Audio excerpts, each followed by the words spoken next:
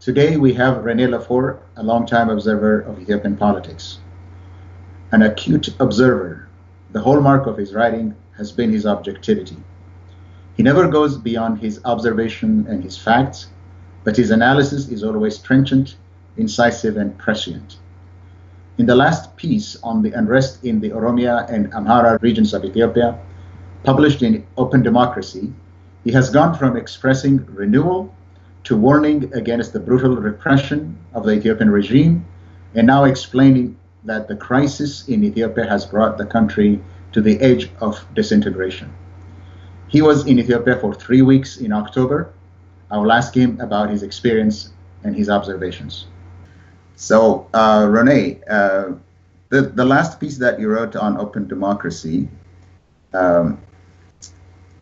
is entitled Ethiopia's Crisis. A multi-dimensional crisis that you're describing in the piece. It looks like you're pessimistic because in July you expressed this hope for renewal in Ethiopia, that the government, or at least the leaders, were kind of committed to the idea of reform and renewal. And in September, it was the warning shot. And now it's a crisis and a very pessimistic outlook. What made you so pessimistic?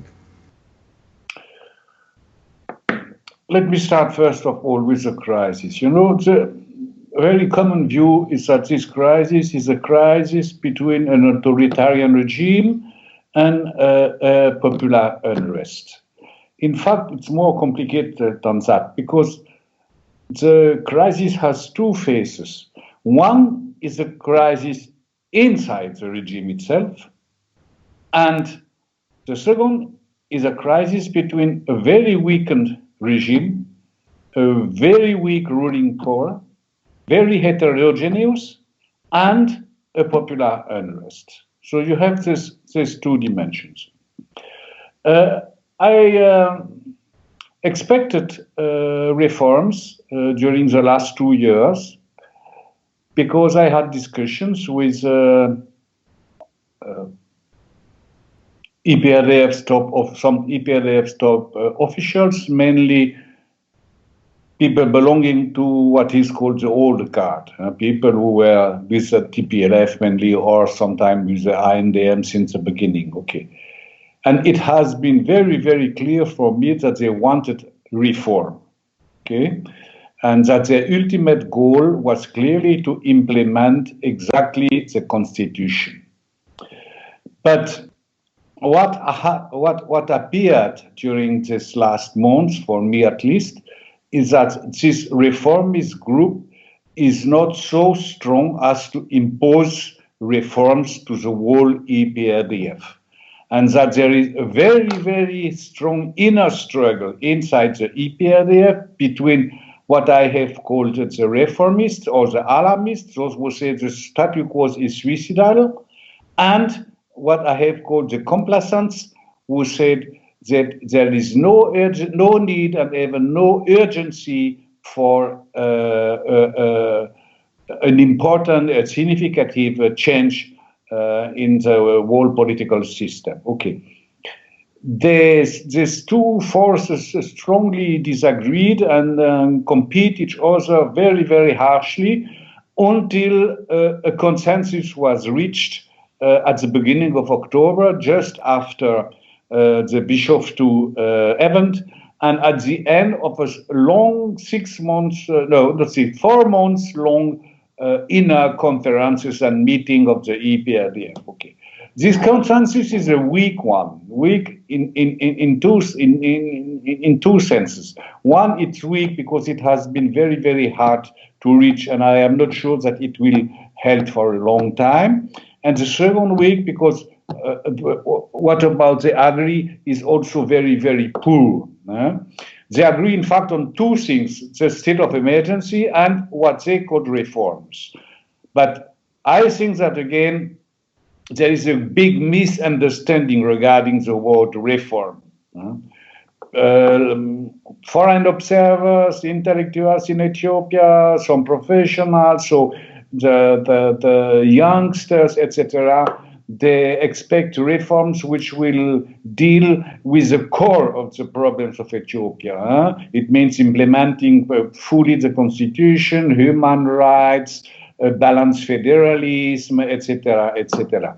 But the consensus reached shows that reforms in the minds of the people who agreed on this consensus has another meaning, okay?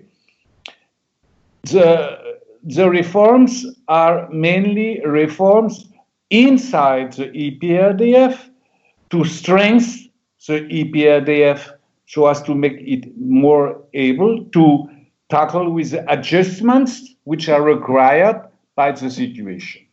That's the reason why I am relatively pessimistic about the possibility of strong and sincere reforms in the near future. Do you think that even the reformist, much less the complacent, even the reformists understand the depth and nature of the unrest in Oromia and later in Amhara region and in other places? Because reform must be responding to people's demands. But do you really think, after talking to them, that they do understand what the nature and depth of the unrest is? In my view, they have a wrong analysis of the situation, okay? That's my view. Because what they believe is that the problem they face is not a problem of a bad constitution or bad institutions or a wrong political line, but it's simply or mainly a problem of implementation. What fails is the implementation of a political line which is the right one, with a constitution which is the right one, and with institutions which are the right ones. So what lacked is simply implementation, okay? And they believe that the crisis has essentially an economical background and not a political background. So they believe that, or at least they say that they believe, because they are, I repeat, divided among themselves, okay? But the agreement is that to solve this crisis, it's simply or mainly necessary to improve what they call service delivery. If the cake is shared in a fairest way, then the crisis will be solved. The crisis is not, in their view, mainly political. It's a material crisis. A crisis coming from what they call a demanding society. And for them, what the society demands is a bigger part of the cake. I see.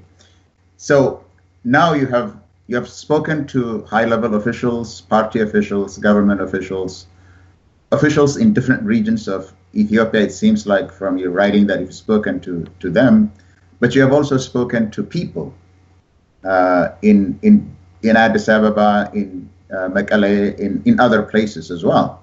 Yeah. There is one way that the high-level officials in Addis Ababa understand the nature of the crisis, and there is another understanding at the level of local officials. I'll come to that question shortly, but what do you think are people in all of these areas that you've spoken to demand? What is the nature of their demand, the core problems as you saw it? We must be precise, okay? I discussed with people who are mainly or essentially intellectuals and professionals, which means that I didn't spoke with peasants. And peasants, as you know, consist of 80% of the Ethiopian population. So, okay, that's a very important reservation. Huh? So the people with whom I spoke are in fact very, very pessimistic, because they think that the main tool the government will use to solve the crisis is repression. They believe that the government will not implement true reforms. Then they believe that the country will engage in this vicious circle of more repression, more unrest, more repression, etc. And that at the end of the day, what could happen is a real catastrophe for Ethiopia. They mean by that even the dislocation of the country. That's what they believe. Okay, if they are right or wrong is another story. But that is a position of, I would say, almost all people with whom I spoke,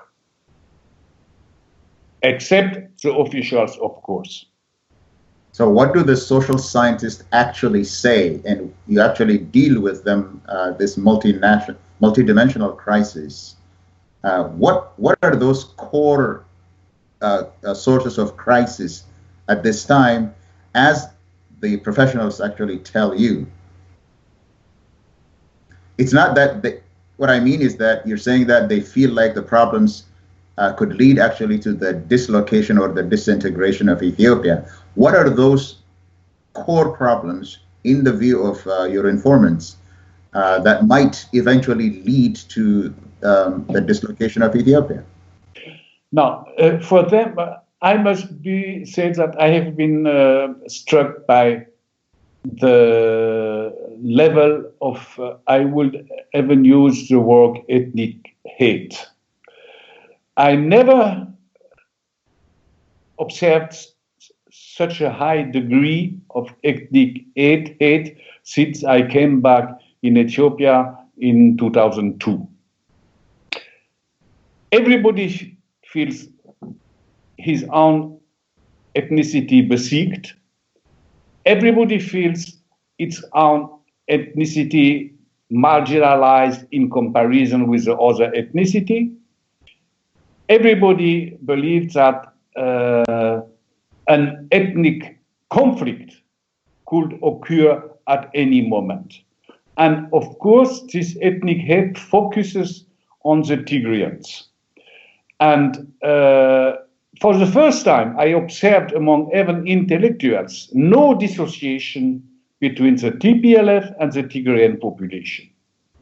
And one of the arguments which were frequently used is that, wrongly or rightly, it's still another question, but one of the main arguments which was used was the Tigrayan population never condemned the brutality of the repression.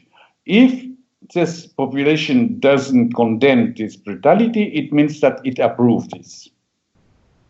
So this point is very, very important. I even discussed with a social scientist who has a very deep knowledge of Ethiopia at its grassroots level. And he told me that he is in this country for more than 20 years. And he told me that for the first time, since he is in Ethiopia, he heard a narrative which, from the ethnical point of view, has some links or something to do with the narrative in Rwanda before the genocide. So that is what afraid all the people I discussed with. Now, except this ethnic dimension, which is fundamental, I will say that one of the main, I think the ethnic dimension is a basic one, okay? It's a basic one. Then, regarding the other grievances of this group of people, this social group, their grievances focus on, I would say, less purely democratic rights in the sense we understand it, than more room to manage their life as they want. It's the intrusiveness character of the EPRDF which is mainly insupportable for them, preventing them to do their job as they want, to use their professional capacity due to their obedience to the party, preventing them to develop their business as they can, preventing them preventing them to express fully their professional capacities. That's the main point. In your piece, you look at the TPLF regime and see the core itself divided. You call them the alarmists and the complacents. And I would say also the regionalists and the centralists. The divide is multifaceted. Okay. Is the division, the lack of cohesiveness at the center, the core of the power structure, at least into these camps of alarmists and complacents, is that basically the reason why they cannot really understand the nature of the problem itself? Or is that what you mean, the weakening of central authority? See, one of the major crises that you talk about is the weakening of central authority. Could you say a little bit more about that? Is it this division over reform, or is there something more structural about the weakening of central authority? Not the weakening of the central authority. You know, it started immediately after Meles' death, because the power system has been built for and around Meles. When Meles disappeared, it was clear that the power system couldn't work for another person who hadn't the authority, the historical authority, and the intellectual capacity of Meles. Okay, so the system becomes so weak and so weak and so weak that the old guard, all the officials who were sidelined or even expelled from the central committee or the executive committee, etc., they came back in unofficial positions, but they were obliged and willing also to come back to reinforce at least the power and particularly the central power. Now, 2 years ago, when the Tigrayan old guard started to denounce the TPLF, how the TPLF behaves in Tigray, his alarm was not received by the TPLF executive committee. This group of people were obliged to push, to force, in fact, an important part of the TPLF to admit that there was a real crisis starting with Tigray. The same thing happened in AMDM with for example, Bereket Simon. The same thing partly also occurred in the OPDO. So the weakening of the central authority and of the authorities of the different components of the EPRDF comes from this divides around the analysis of the situation, what should be done, generational gap, etc., and a pure power struggle. Everything is mixed, so a very incredibly confused, free-for-all situation. That's the reason why the authority is declining to such a degree. I want to remain close to that subject again. Understanding it in terms of personalities or politicians is one thing. That is, you even say in the piece, Meles left with the password, that the successor, Hailemariam Desalegn, does not have the password, so he has never attained any foothold, real authority. It's only the complacent, or the alarmists that are trying to prop him up and trying to implement reform. So on one level, let's say it's an issue of personalities, and we can discuss that as well.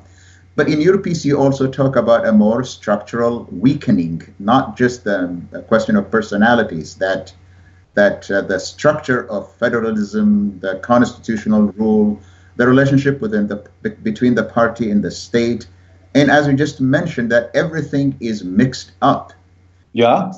So could you speak to the more structural weakening of the government and party structure, rather than simply the power struggle between personalities?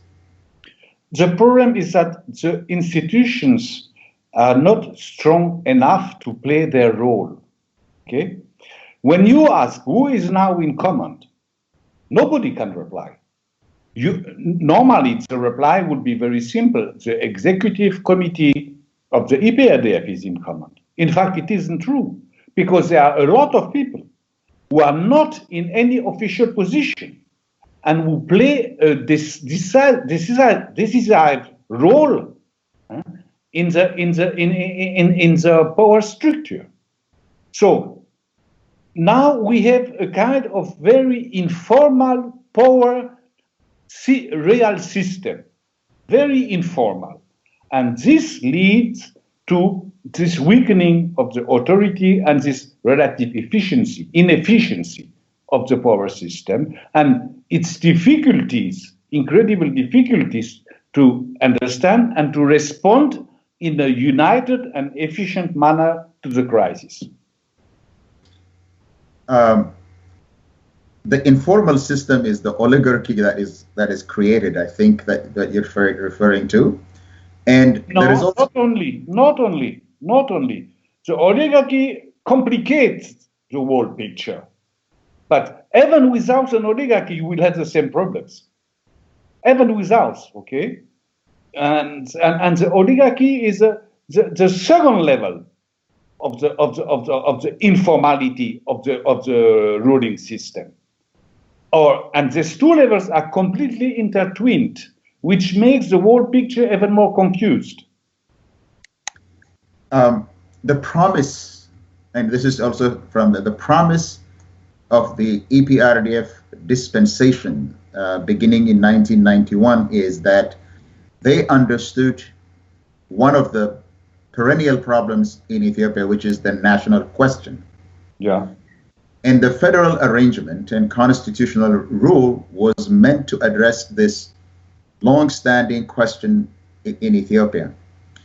But you're also saying that the problem of real decentralization is the major problem. That is, the center wants to remain strong, but at the same time betrays the very idea that actually gave them initial legitimacy, that they were trying to understand and address this important issue.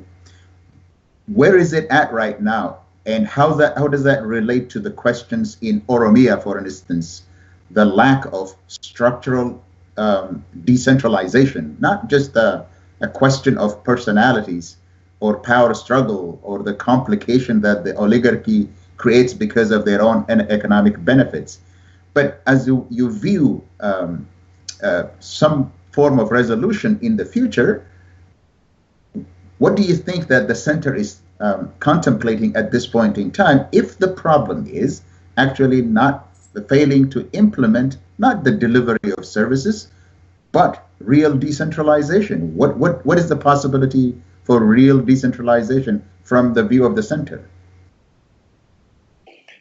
You know, to start with this question, you must mention the divergences in the analysis of the situation. For the center, the crisis occurred because the regional powers have failed. And because the regional powers have failed, the center must take the lead so as to re-establish the situation. For the regional powers on the opposite, the crisis comes from the fact that the center has been too powerful, has maintained the regional powers under under its tutelage, and that the regional powers, they didn't have the free hand to really rule their regions. So since the departure, the analysis is completely different. Okay, in fact, the center says to solve the crisis we need more centralization. The peripheries say to solve the crisis we need more decentralization. Okay, and the debate between the two is still going on.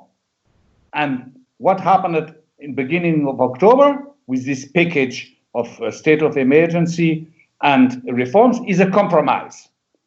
On one side, the state of emergency gives a first hand to the center in terms of maintaining law and order. Okay. On the other side, practically, you have seen that OPDO and INDM and TPLF Mekele have gained a stronger autonomy than the autonomy they had before. For example, the change in the leadership of the OPDO, Rene and Lema instead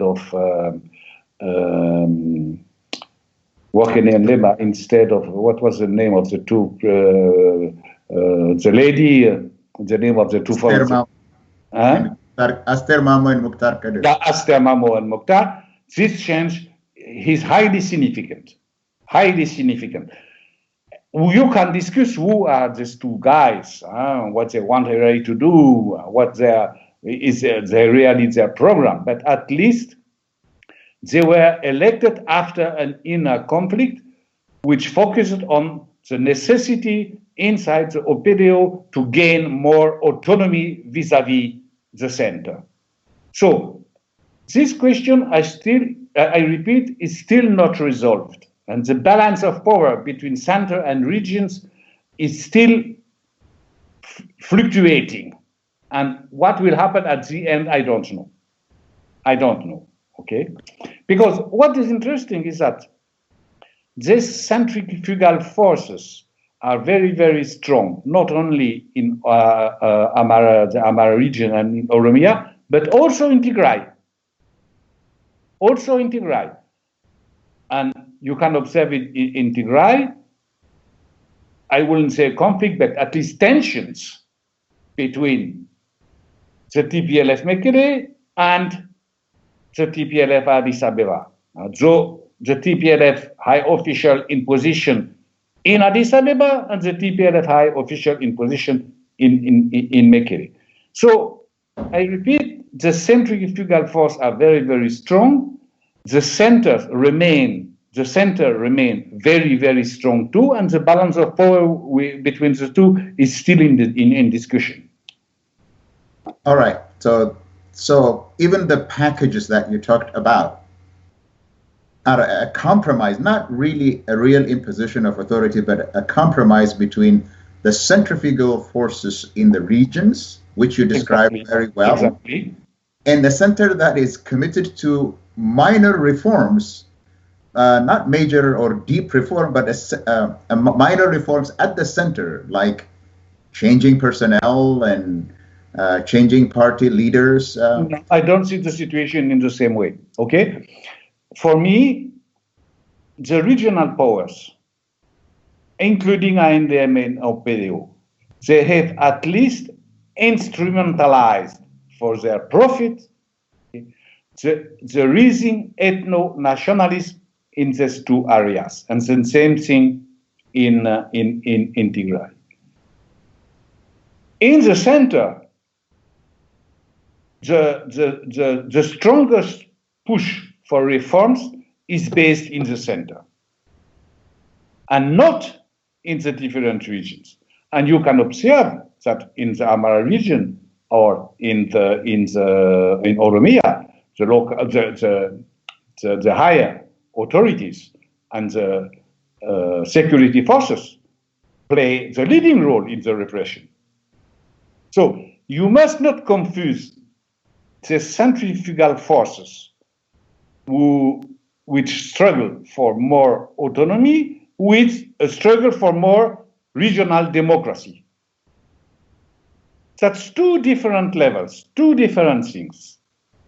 Those who have a very long view for what they call the full respect of the Constitution are mainly in the center.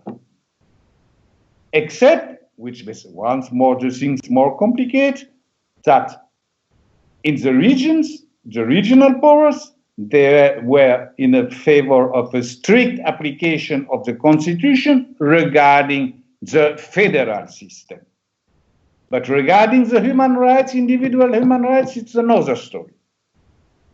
But I thought you said that officials at the center, or even the social scientists that you spoke to, that what they see is a problem of delivery of services were inefficient. So reform meant efficiency of delivery of services. The center also still sees that the institutions are perfect, the political line is perfect, the economic policies are perfect, even scientific, as you say. What is needed, as you just said, is, or it wrote in your pieces, that simply efficient delivery of services. But what at the same time I hear you say is that there are real centrifugal forces that are contesting the authority of the center. So I don't see any reform, any real reform that will deal with the structural problem of the demands of the regional authorities or the demands of people in the region, in Oromia or in Amhara or even in Tigray, as you say, in Tigray, that they think that they were betrayed by the center. So all I see right now is a struggle between centrifugal forces and a center that is trying to hold together. Isn't that the case? If that tension still exists? Right. At this stage, you are right when you say that no reforms were undertaken, either in terms of true federalism or in terms of individual human rights. That's true. Okay. Does it mean that these reforms will never happen? That's another story. Because from what I heard, what at least an important part of the leaders have in mind is that the real reforms could start only when law and order will be fully reestablished. Okay? Which means at best in a couple of months, when the state of emergency will be suppressed. Okay, so we need a couple of months to know if something will be done in terms of federalism or in terms of individual human rights. Now, second part of your question. What I heard during my last stay has been different from what I heard during the former stays in the center, because everybody now sticks to the consensus which has been reached. Okay?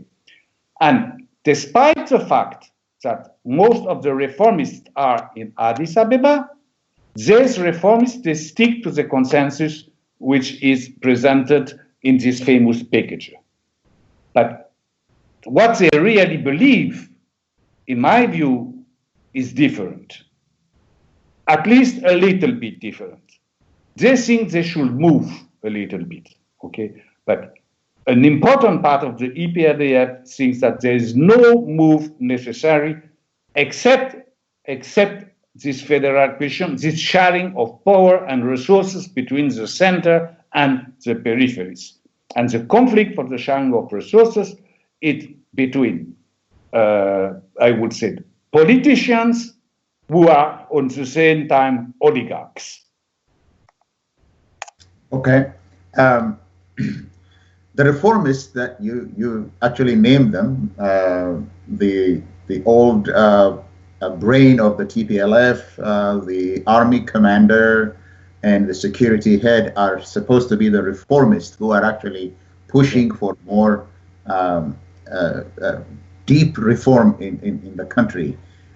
The people that are actually semi-opposed to reform are the complacent who think that everything is hunky-dory, that they say it's just a few foreign agents or some discontented youth that are, so they don't even recognize that there is any need for reform. Yeah. Okay. All right. But they want that the EPRDF remains a bunker. Absolutely. Absolutely. Okay, what that simply means is that the EPRDF will remain the ruler in the country for the foreseeable future. There is no other deep reform in the sense of contemplating a change of government or leaving power. That's the reason why I would say the full process now is on the results edge. Because on one side, you have an EPRDF which is potentially ready to make some reforms step by step in the long run. Okay? As you said, they believe that the only one who can implement, manage, and control the reform process is the EPRDF. On the other side, you have the popular demand, or the demand of some social groups, demands which are very strongly expressed, okay? And you have also at least the legal opposition. The legal opposition asks for immediately institute a transitional government, maybe, okay, which is, in my view, completely unrealistic. Okay. So I think that the only possibility to have a peaceful process to solve this crisis is, on one side, an EPRDF which will be sincerely decided to reform, and the other side, an opposition which will understand that at this stage, for near future at least, the EPRDF must remain the master of the agenda and of the timetable, and that they must be patient and accept only to progress step by step. And to get these two conditions today, it's an incredible hunting task. So the best case scenario for the possibilities of change, you're saying, is the reformists within the EPRDF that after the state of emergency had restored order, they would probably start reforming. Possibly. Probably, I don't know. Possibly. Oh, that's the best case scenario. Yeah. That's the best case scenario. And when they do implement reform, they're not really contemplating that there will be regime change. They're not looking at that at all. Even in the best case scenario, the change of the system, the change of government is not in the thinking of even the reformists. On the other hand, people today, and you're saying this, that in the eyes of the people, the government is completely discredited. In the eyes of the people that you spoke to, that the government is completely discredited, has lost all legitimacy in the eyes of the people, that it cannot be trusted to be an agent of change whatsoever. So that kind of disconnect between what the potential reformist would think is appropriate as a path forward and what the people actually expect is a chasm that cannot be bridged. That's the hardest point. That's the hardest point. You know, I give you now my belief and my view, okay, which I repeat, I can be completely wrong, okay. But my belief is that at this stage and for a near future, there is no alternative to EPRDF's power, because the opposition is not strong enough, united enough to be a real alternative force which could, in the near future, replace the EPRDF. It means that everybody must accept that the process of change will be a long-term progressive process. Okay. At the end, you know, what is the view of the EPLF's officials who have a political mind? Okay, their view is that through development, the society, the Ethiopian society will change. Classes will appear. And classes will appear, political parties linked to the different classes will appear. And then a real pluralism will emerge by itself. That's their view, okay? Bon. Then, in this view, they are ready to lose the power, but only in the long term. Only in the long term. Will the Ethiopian people accept, or at least some parts of the Ethiopian people accept, to wait for such a long time? And will the protesters and the opposition parties accept this very slow step-by-step approach? That's the main question. That's the main question. Yeah, that's understandable. Let's even accept your premise that the there is no alternative to the EPRDF at this point in time because the opposition is not ready, it's not cohesive, it's not prepared, it's not even a real opposition. Let's accept that premise as it is. And what you're contemplating is in the near future, there is really no possibility that the EPRDF would leave power. What they're contemplating is actually what Prime Minister Meles envisioned. That is, Ethiopia would move from this pre-capitalist stage to a middle-income country. And at that point in time, the middle class itself would be ready to take over power because a strong middle class would be able to create parties that are able to rule. So that is probably in 2025, at least at the most. At best. This is contemplating peaceful change. That gradual change would lead to peaceful change, and that's only when the EPRDF is ready to give up power. This is actually a thinking of the scientific dialectics of Marxism, that Marxist dialectics that they had always believed in, that it's only when the class structure had changed that power will be transferred. You are 100% right.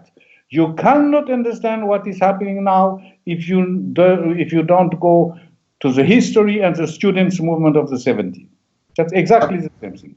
All right, that's good to agree. But in your piece, you say some important things like the question of power being concentrated in the hands at the center is a real problem that goes back to the 19th century.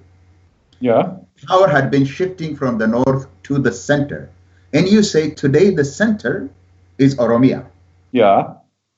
Now, you write in there that despite their internal divisions, this claim unites vast majority of Oromo, justified by their numbers and their major contribution to the economy. Yeah. It is generally agreed a genuine application of the Constitution would be sufficient for this claim to be satisfied. Now, this is looking into the evolution of the Ethiopian state, taking into account that power had always remained Abyssinian, as you say. Yeah, yeah. Now, with the rise of sustained opposition in this, what is actually geographically and historically the center in Oromia, the question in Oromia is the question of state power, that they really want to be a part of governing, at least governing themselves in the region, in the Oromia region, and have some say at the center. So what is being envisioned is a weaker center and a strong periphery. What do you think the other power claimants would think about that? No, it's not exactly what you said. What could be expected is a weakened center, stronger peripheries, But also a main point you miss is that in the center, a fair representation of all peripheries, which, rightly or wrongly, OPDO, AMDM don't believe that this exists now. So you could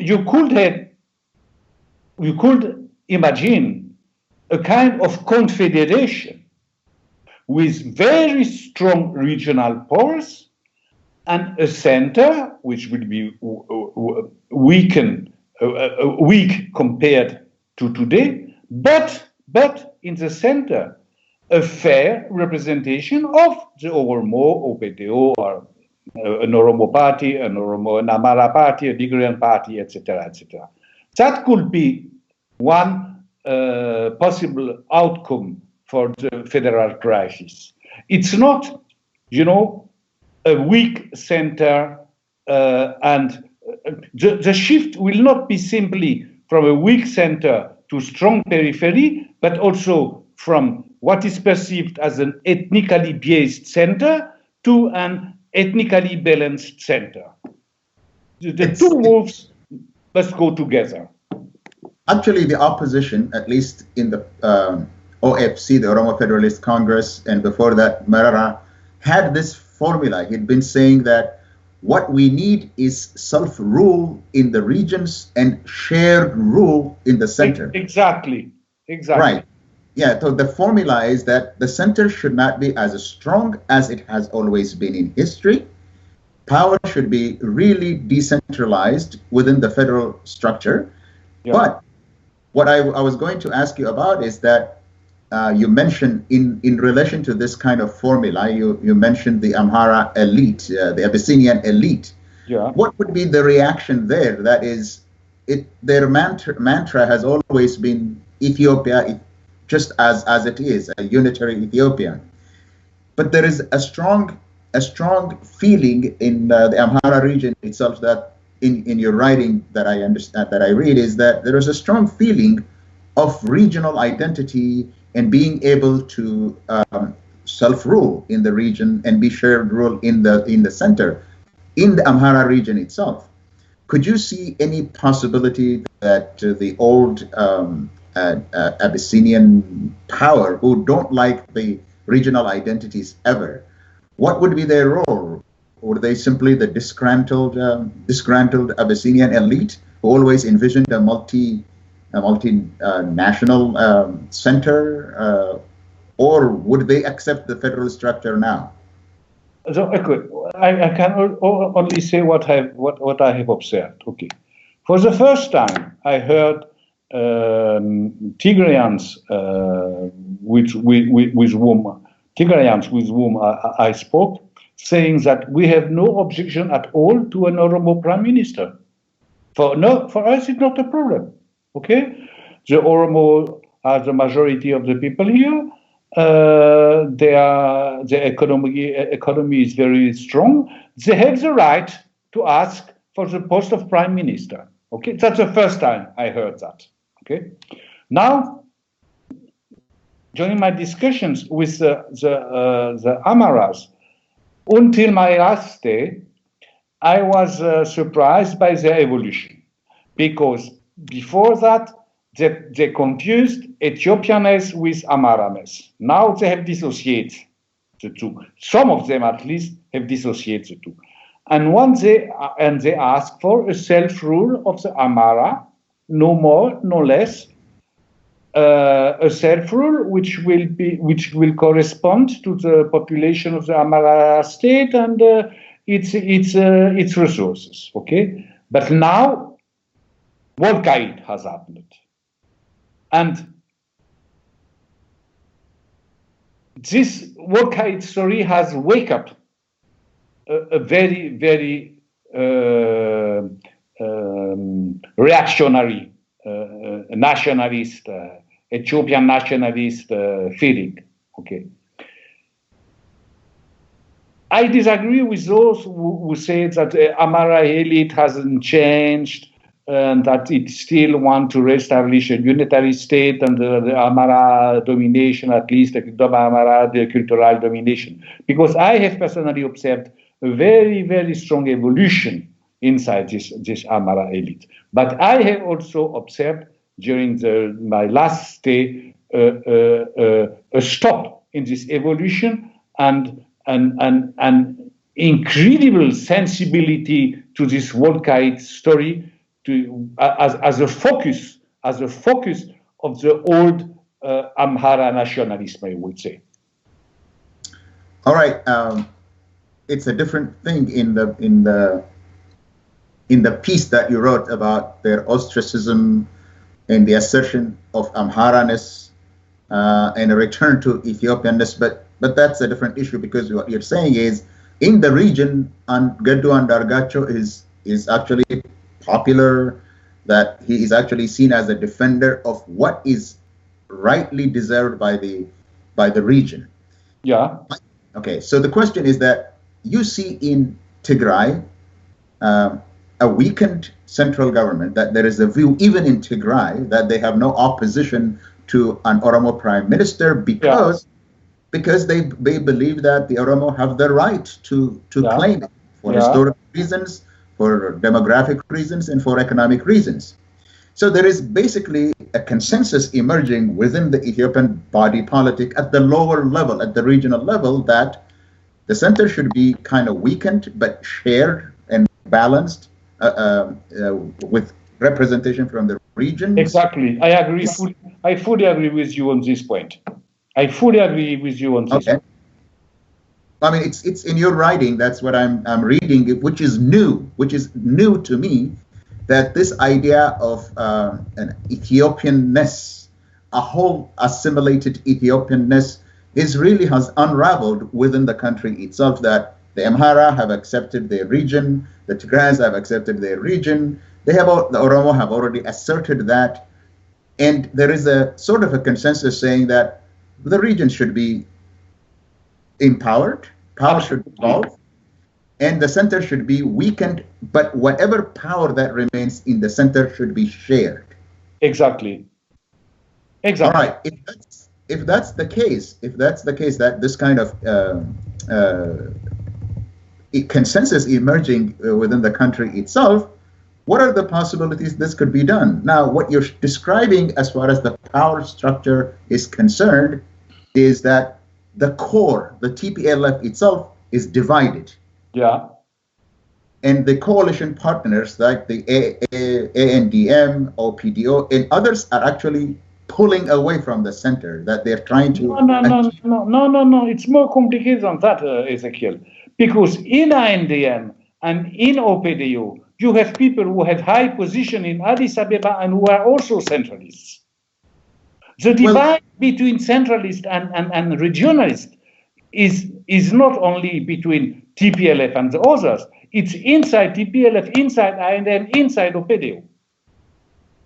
In your piece, the way you write about that is that if the whole thing collapses, the whole edifice, the whole power structure collapses, even members of the OPDO or the ANDM in the center would lose power and their economic interests. So what holds them together is not a vision of a genuine decentralization or democratization or constitutional rule, but self-interest. Now, what I was going to say is that, what I was going to ask you is that... Yeah, please. What I was going to ask you is that that's the view. It's common interest that holds them together as elites, the political and economic elite. But the party structure that had helped EPRDF to continue to rule for the last 25 years is actually fragmenting. It's not really as cohesive as it once was. That it seems like the party itself has run its course. The idea that the TPLF created surrogate parties would remain with them is just only at the elite level. Maybe the rank and file of OPDO or ANDM are not subscribing to this notion because they are not beneficiaries of power and economics.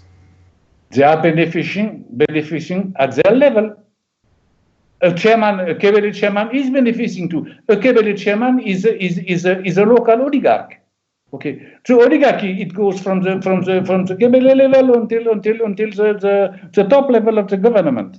Okay, so you know, at this stage, if I must summarize how I understand the question, no, the EPRDF has no clear vision where to go, because it is clearly divided. It doesn't know clearly where to go. He thinks it needs time to elaborate where to go. In the next 6 months, one of the main tasks of the EPRDF will be to write a document about what the EPRDF should be in the 10 coming years. Okay, so they are in a very, very, very precarious situation. Okay, but on the same time, they know that if they stop to work together, they will sink together. So they will remain united as long as they will share this belief. Okay, that's good. Now that brings me to kind of one of my last questions, that in order to implement the reforms, the very cosmetic reforms that they envision itself, they need to restore order. And one of the ways of restoring order, law and order, is the state of emergency. Yeah. What is the state of emergency doing? How much committed are the power structure is to the state of emergency? What are the chances that the state of emergency would actually restore order?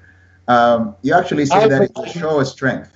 I believe that's my view again. I can also again be completely wrong, but I believe that the law and order will reestablish some kind of law and order. Perhaps some pockets of disturbances will remain here and there, okay? Because I don't believe that in the present situation, the possibility of a structured guerrilla headed by the spearhead of the unrest until now, the young people, or a kind of classical age-old farmers' armored upsurge, I don't think that both could occur at this stage. That's my opinion after discussions I had with people who know better than me I would say the military history and the history of the popular armored upsurges in Ethiopia. Well, I mean, historically speaking, at least even the last 2 changes of government, it's not a peasant upsurge that brought down the government. So it's not even a question to see. But here is the thing that I see, that you actually, speaking to some Central Committee member, they say that show me a developing country where in the world, which has a political strategy and guidelines as well as articulate as in Ethiopia, which means they have this self-assured belief that they are right, their economic policies are right, their institution is right. The only source of success or change in Ethiopia is the EPRDF, because they believe that they have performed miracles in Ethiopian history. There is nothing wrong that they had done. It's a matter of adjustments, that making adjustments there. Yeah, that's the official credo now. Okay. I believe personally that there are some people inside the EPRDF, including at its top, who don't believe that. But they stick to the consensus. Okay, so we don't know whether they. You said that they're visionless. They don't know what to do. They're just groping their way into trying to resolve. As a group, they don't know where to go. At the beginning of your piece, you say something about Mullis left with the password. Yeah.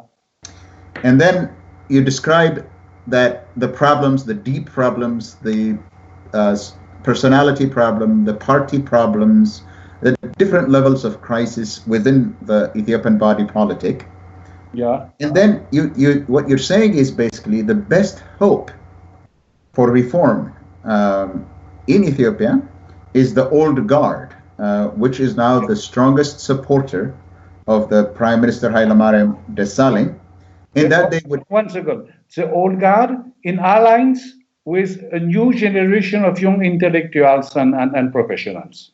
Outside the party? Inside the party too. Okay. So the best hope... Yeah. The strongest critics of OPDO leadership, INDM leadership, TPLF leadership are these middle-level party members. Okay. So within the party that they're trying to support Hailemariam Desalegn to implement the deep reforms that he had kept promising and expressing a strong commitment of the leadership to implementing deep reforms. But the reforms that you end up saying that they really end up focusing on service delivery. That's exactly what the deep reform is. Exactly. From reading the piece itself, and this is a very interesting and deeply analytical piece, what I concluded is that the power structure is not cohesive.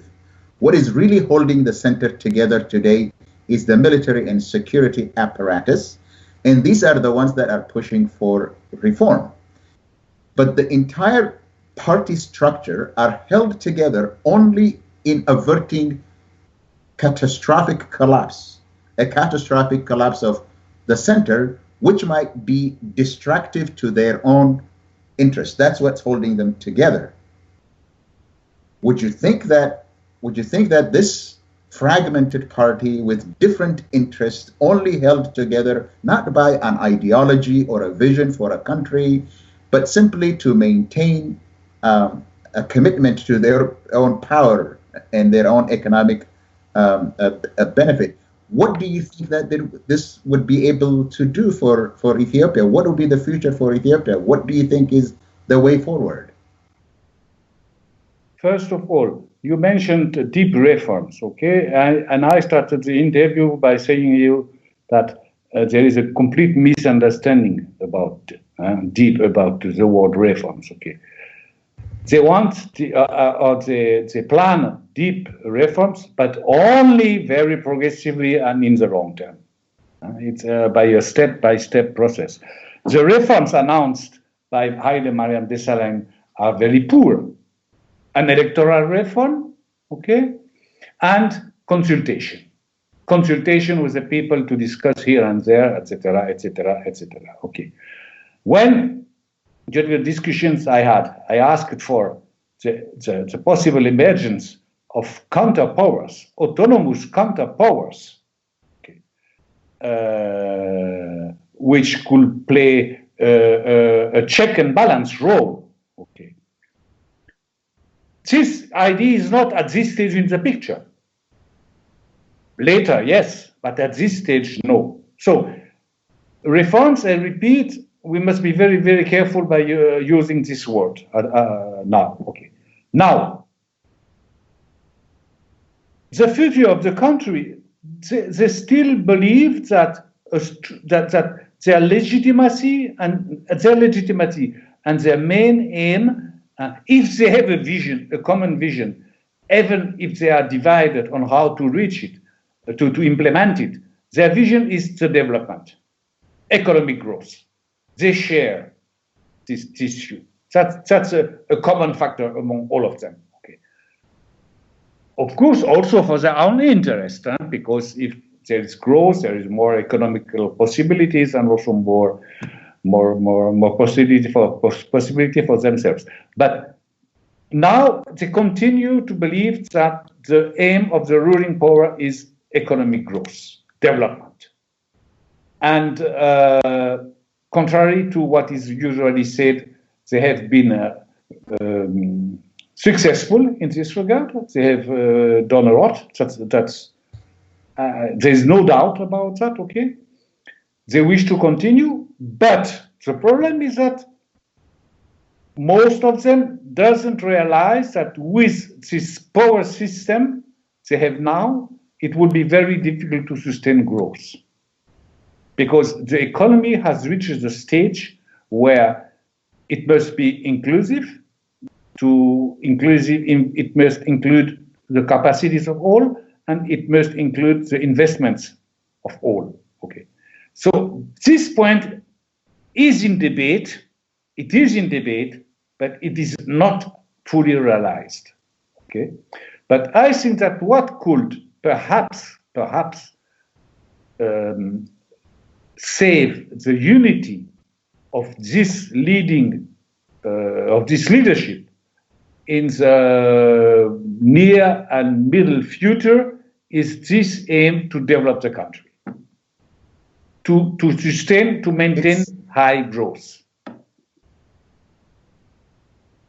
High-level growth in a country that had a history of conflict, and now that had erupted into violence altogether, maintaining 10% economic growth and banking on that as this political stabilizer is a paradox, is a very deeply disturbing paradox. But you conclude your essay by saying that is the paradox of a strong man.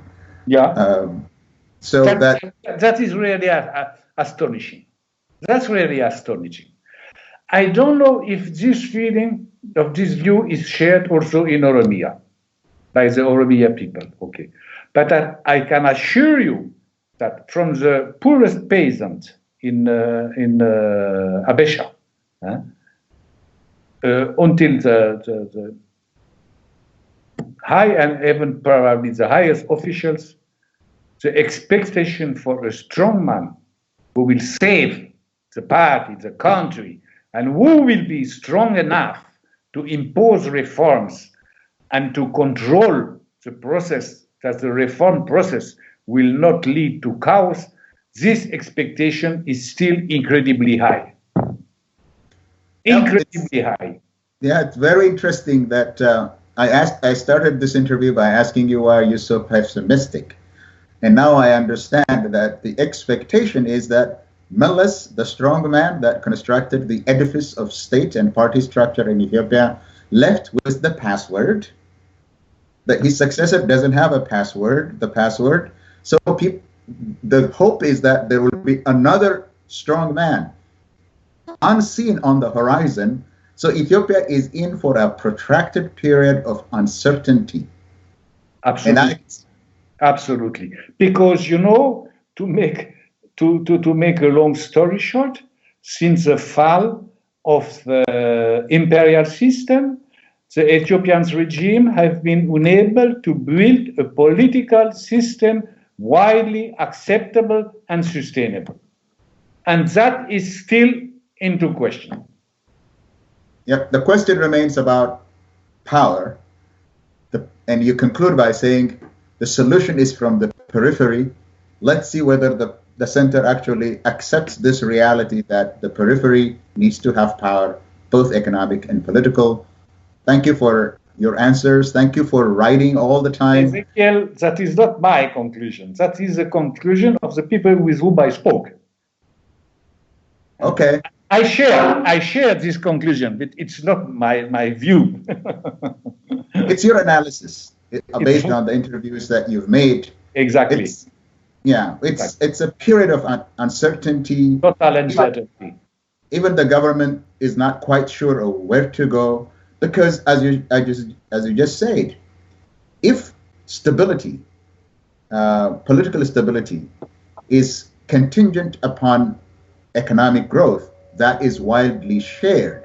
We're very long way from any possibility that would be realized. The present moment is a moment where, in the views of even the government, that there is a demanding population everywhere. They actually say they created a demanding population. They're not ready to answer the demands of the people at this point in time. They think that they have a long period of time to implement reform gradually. And long journey to make before reaching a point where, in their view, they will not reform by the society will, by its evolution, create these reforms. Yep, they call it the elitocracy. There's way too much in the piece but I think the conclusion is clear. The government, in the best case of scenario, is prepared to make some reforms, gradual reforms, that is leading to economic success that will translate to political stability. Yeah. What we see in Ethiopia itself is a very troubled population all over Ethiopia that are demanding change today. That change is the government must go. That's what we hear from the people. So there is that disconnect between what the government believes is necessary and what the people are demanding. That's where I say that a long period of complete uncertainty, the direction of the country is probably not known and will not be known very soon. So we'll see. I fully agree with you. I fully agree with you.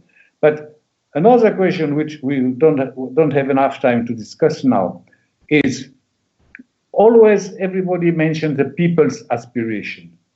I would like to know precisely, social group by social group, which are really their fundamental aspirations.